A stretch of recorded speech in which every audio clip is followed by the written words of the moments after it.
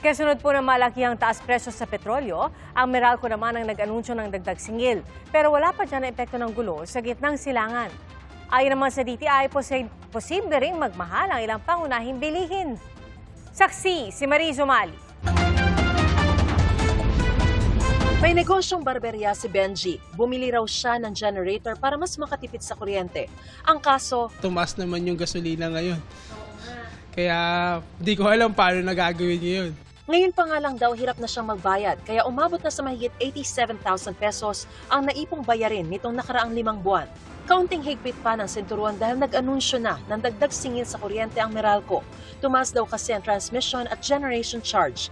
70% ang itinaas na ancillary service charges ng National Grid Corporation of the Philippines, habang humigit kumulang 38 centavos naman kada kilowatt hour ang nadagdag sa generation charge dahil sa fixed charges na kaugnay ng ikalawang extension ng Power Purchase Agreement. Hindi pa kasama dyan ang posibleng epekto ng krisis ngayon sa Middle East. Pagsipa ng Marso hanggang siguro bandang Hulyo ay tataas talaga ang demand sa kuryente at bunso dito ng pagtaas ng konsumo ng mga customers ng Meralco. Nagkaroon pa ng krisis sa gitnang silangan, Middle East, na maglalagay ng pressure sa fuel supply. Kaya those two factors are really most probably going to drive prices higher, at kami gusto na namin i-emphasize yun na talagang it's almost inevitable. Hindi na gumagamit ng langis para sa power generation sa Luzon grid. Pero dahil pa rin sa gulo sa Middle East at paghigpit ng supply, tumaas ang presyo ng liquefied natural gas at coal na siyang ginagamit dito. And usually, kapag mayroong pressure na tumaas ang oil price, sumusunod yung liquefied natural gas, pati yung coal at malampayang natural gas. Kung ano man yung magiging parallel impact nun doon sa mga ibang fuel prices, hindi pa natin masabi ngayon. Ayon sa Energy Regulatory Commission, pwedeng umabot sa 16% ang dagdag singil sa kuryente. Alam naman nating lahat na yung ating produksyon ng kuryente, nakadepende ang malaking bahagi niyan sa inaangkat nating panggatong. Kung tataas ang demand, mas kakailanganin natin ng mas maraming supply o kuryente. Kasama na dito yung mga supply na nanggagaling sa mas mahal na mga planta. Patuloy ang panawagan ng mga otoridad na maging masinop, matipid at gawing lifestyle ang pagiging energy efficient, lalo na ngayong panahon ng tag-init, para maibsan daw kahit papano ang impact ng krisis sa ating konsumo. At hindi dyan natatapos ang pasakit. Babala ng Department of Trade and Industry, posibleng tumaas din ang presyo ng ilang bilihin. Apektado rin daw kasi ang gasto sa distribution at logistics o yung pagbiyahe at pag-imbak ng mga produkto na aabot sa 10% ng production cost. Kabilang sa mga posibleng tumaas ang tinapay na Pinoy Tasty at Pinoy Pandesal, sardinas, canned meat, processed milk, instant noodles, bottled water at kape. Minomonitor pa po natin yung average prices ng fuel, kaya hindi po tayo makapag-peg ng eksaktong figures. So we're giving a range na about 2 to 8% impact, maybe a month or two from now, kasi healthy pa po yung ating inventories. Ayon sa DTI, wala pang manufacturer na formal na sumulat sa kanila para humirit ng taas presyo sa mga pangunahing bilihin. Pero ang mga produkto na nasa labas na ng Suggested Retail Price Guide, maaaring magtaas ng presyo nang hindi na humihingi ng pahintulot mula sa kagawaran.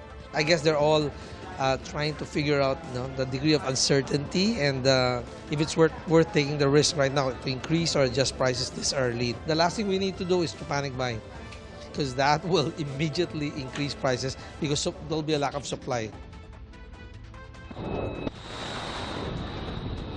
Para maibsan ang epekto ng gulo sa gitnang silangan sa presyo ng petrolyo, isa sa mga panukala ay bigyan si Pangulong Bongbong Marcos ng kapangyarihang suspendihin ang oil excise tax.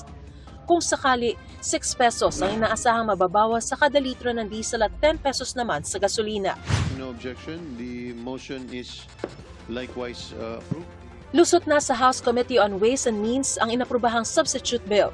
Alinsunod dito, pwedeng suspendihin ang fuel excise tax ng hanggang 6 na buwan kung isang buwan ng $80 per barrel ang Dubai crude oil o kung may declaration of emergency na certified ng Energy Secretary. Kung sakali, magiging epektibo ito hanggang December 31, 2028.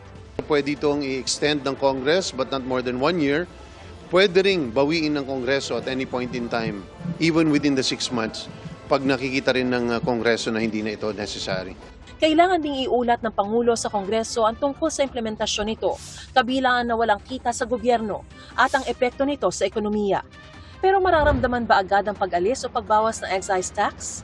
Hindi raw, sabi ng mga oil company. Anila, nabayaran na ang naturang buwis bago pa makarating sa Pilipinas ang mga produktong petrolyo. Kaya dapat maubos na raw nilang ang stock na yon. The moment it reached the shores of the Philippines, the taxes and duties has already been settled. When you pass it today, the inventory tomorrow still has the paid excise. Pero yung padating pa lang, bukas, yun yung wala. It will be around 15 days. So, 15 to 20 days. bago maging effective, Yes. patay na ang kabayo. Diyos ko. It is correct, sir, na hindi po mararamdaman agad because we still have the inventory na bayad na po yung excise tax. Para ramdam agad sa pump prices, nirekomenda ng chairman ng komite na gawing tax credit o ibawas na lang sa mga susunod na nabayaran ng excise tax. Wala ito sa mismong batas pero pwede raw ilagay na lang sa implementing rules and regulations o gabay sa pagpapatupad ng batas. Upon the suspension declaration of the President, dapat the following day, effective siya immediately. Sakaling sertipikahang urgent na Malacanang ang panukala, inaasahang maaaprubahan ito sa ikalawa at ikatlot huling pagbasa bukas. Nakatakdang mag-adjourn ang Kongreso sa March 21, kaya sabi ni Senate President Tito Soto, posibleng magpatawag ng special session para aprubahan ang panukala. Para sa GMA Integrated News, ako si Mariz Umali ang inyong saksi. Mga kapuso, maging una sa saksi. Mag-subscribe sa GMA Integrated News sa YouTube para sa iba't ibang balita.